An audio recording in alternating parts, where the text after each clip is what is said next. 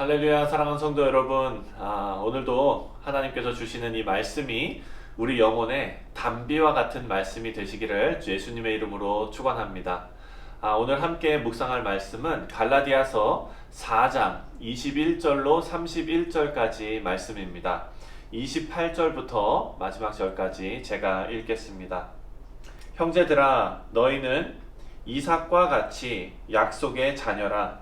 그러나 그때의 육체를 따라 난 자가 성령을 따라 난 자를 박해한 것 같이 이제도 그러하도다. 그러나 성경이 무엇을 말하느냐? 여종과 그 아들을 내쫓으라. 여종의 아들이 자유 있는 여자의 아들과 더불어 유업을 얻지 못하리라 하였느니라. 그런즉 형제들아, 우리는 여종의 자녀가 아니요 자유 있는 여자의 자녀니라. 아멘.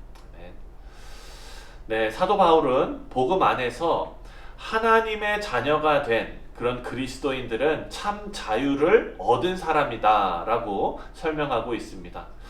오늘 본문에서는요, 사라와 하갈을 비유로 복음을 설명합니다. 22절 말씀을 보니까 기록된 바 아브라함에게 두 아들이 있으니 하나는 여종에게서 하나는 자유 있는 여자에게서 났다 하였으며. 여러분들 잘 아시는 대로 아브라함은 8명의 아들이 있었죠. 하지만 사도 바울은요, 이삭과 이스마엘 이 두 사람만을 언급하면서 복음을 설명하고 있습니다. 23절에 여종에게서는 육체를 따라 났고 자유 있는 여자에게서는 약속으로 말미암았느니라 라고 말합니다. 바울은 육체와 약속을 대조하면서 지금 설명하고 있습니다. 사도 바울은 이 두 사람이 율법으로 사는 사람과 그리고 믿음으로 사는 사람을 대표한다라고 설명합니다. 이삭과 이스마엘은 둘 다 아브라함의 아들입니다. 하지만 이스마엘은 종에서 낳은 아들로 육체를 따라 낳습니다. 하지만 이삭은 자유인인 사라에게서 낳은 아들로 약속으로 말미암아 낳은 아들이라는 점이 둘이 다른 점입니다. 하갈은 하나님의 약속의 능력으로 출산한 것이 아닙니다. 아브라함과 육체의 그런 자연적인 출산 과정을 통해서 얻은 아들입니다. 따라서 이스마엘은 노예의 신분의 자식이 된 것입니다.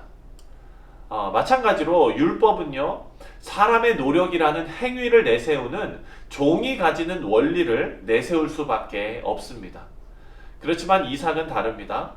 사라가 99세에 이미 자식을 낳을 수 없는 그런 상태였죠. 하지만 하나님께서 약속하신 대로 이삭을 낳게 하셨습니다. 다시 말해서 육체를 따라서는 자연적으로는 절대 가질 수 없는 아들을 하나님의 약속과 은혜에 따라서 하나님의 도우심으로 기적적으로 얻은 아들이 바로 이삭인 것입니다. 그래서 이삭의 출생은 초자연적인 출생입니다. 이것은 이 땅에 성령으로 잉태되어 나오신 예수님을 예표하는 그런 모습이기도 합니다. 24절을 보니까요, 이것은 비유니 이 여자들은 두 언약이라 하나는 신의 산으로부터 종을 낳은 자니 곧 하갈이라 라고 나옵니다. 여러분, 사도 바울은 두 언약을 설명하고 있습니다.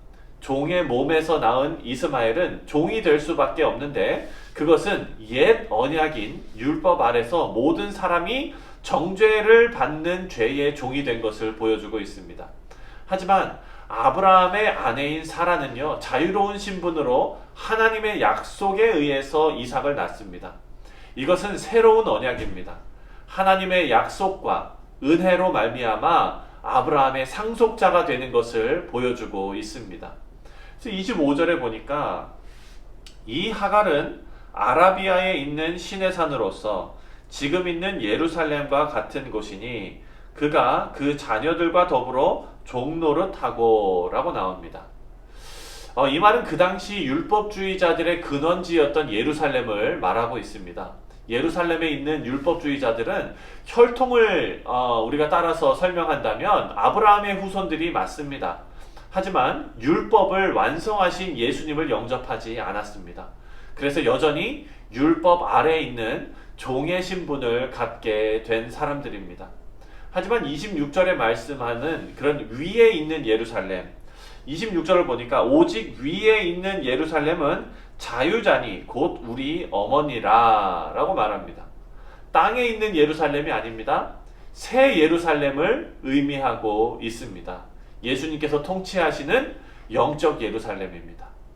이것은 예수 그리스도를 통해서 하나님의 언약이 이루어진, 그리고 그것을 믿는 자들이 누리는 자녀됨이 바로 우리가 자유인 사라에게서 난 이삭이 아브라함의 상속자가 된 것처럼 예수 그리스도께서 통치하시는 영적 예루살렘에서 우리가 자유로운 신분의 상속자의 특권을 누리게 된다라는 설명입니다. 사랑하는 성도 여러분, 우리는 약속의 자녀라는 것을 꼭 기억하시기 바랍니다. 하나님께서 작정하시고 택정하시고 하나님의 놀라운 섭리로 우리에게 구원을 주셨습니다. 그리고 하나님의 자녀가 되었습니다. 여러분, 자녀가 되면 어려움 없이 지내기를 기대하지요. 하지만 실상은 그렇지 않습니다. 29절 말씀을 보니까요. 그러나 그때의 육체를 따라 난 자가 성령을 따라 난 자를 박해한 것 같이 이제도 그러하도다 라고 말합니다. 예전에 이스마엘이 이삭을 핍박했습니다. 현재 믿음의 성도들도 마찬가지이죠. 여러 가지 어려움과 환난을 당합니다. 사도 바울이 바라보는 갈라디아 교회에도 율법에 속해 있는 자들이 이 약속에 속해 있는 거듭난 자들을 핍박하는 것으로 보고 있습니다. 이런 핍박은요, 오늘날에도 계속 나타나고 있습니다. 하지만 우리가 하나님의 약속을 의지하여서 오늘을 성실하게 살아가야 할 이유는 우리가 자유를 입은 여자의 자손이라는 그 사실 때문입니다. 사랑하는 성도 여러분, 이런 말이 있습니다. 오직 죽은 물고기만이 강물을 따라 헤엄친다. 여러분, 생명이 있는 물고기는요, 강물을 거슬러 열심히 헤엄칩니다. 주어진 생명을 사는 것입니다. 그것은 살아있다는 증거이지요. 세찬 물살을 거슬러 오르는 힘이 바로 생명으로부터 나오기 때문입니다. 우리는 자유와 생명을 누리는 약속의 자녀들입니다. 그 사실을 꼭 잊지 마시기 바랍니다. 우리 앞에 놓여있는 많은 핍박과 그리고 어려움들을 마땅히 감수하고 그리고 믿음을 지키시는 귀한 성도님들 다 되시기를 주님의 이름으로 축원합니다. 기도하겠습니다. 하나님 아버지, 감사합니다. 우리가 더 이상 율법 아래 속해져 있는 것이 아니라 죄의 권세 아래 묶여져 있는 것이 아니라 자유한 주의 자녀가 되었음을 말씀을 통하여 깨닫게 하시니 감사합니다. 하나님, 우리가 자유로운 하나님의 자녀된 귀한 성도들이 하나님 앞에 정말 부끄러움 없이 충성을 다하며 최선을 다해 하나님의 나라를 위해 충성하는 우리들 다 될 수 있도록 은혜를 베풀어 주시옵소서. 오늘 하나님의 은혜로 오늘 하루도 살아가기를 원합니다. 하나님, 우리 성도들과 함께하여 주시며 그들의 영혼을 주님께서 복의 복으로 더하여 주시며 그들의 삶이 하나님께 올려드리는 예배가 되게 하시고 또한 오늘 하루 복된 하루가 될 수 있도록 하나님 필요한 것 다 채우시고 건강으로 함께하여 주시고 그들이 하는 모든 일이 하나님께 올려드리는 귀한 영광이 될 수 있도록 주님 인도하여 주옵소서. 감사드리며 예수님의 이름으로 간절히 기도합니다. 아멘.